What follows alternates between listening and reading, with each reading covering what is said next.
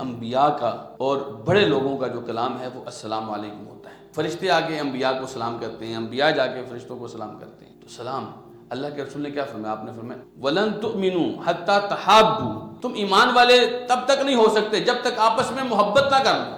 اور پھر آپ نے فرمایا أَفَلَا أَدُلُّكُمْ عَلَى شَيْءٍ إِذَا فَعَلْتُمُوهُ تَحَابَبْتُمْ، میں تمہیں ایسی چیز نہ بتاؤں کہ جب تم وہ کام کرو گے نا تو آپس میں محبت کرنے لگ جاؤ گے، ایک دوسرے سے تمہارے دل میں ویسی اللہ محبت ڈال دے گا۔ افشوا السلام بینکم، سلام کو عام کرو۔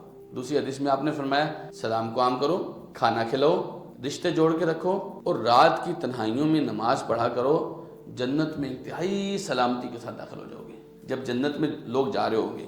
حتیٰ اذا جاؤہا وفتحت ابوابہا، جب جنت کے پاس پہنچ جائیں گے جنت کے دروازے کھل جائیں گے۔ وقال لہم خزنتہا، دروازوں کے جو دربان ہیں وہ کیا کہیں گے؟ سلام علیکم طبتم، سلامتی ہو تم پر، تم پاک ہو کر آئے ہو۔ تو وہاں سلام ہی سلام۔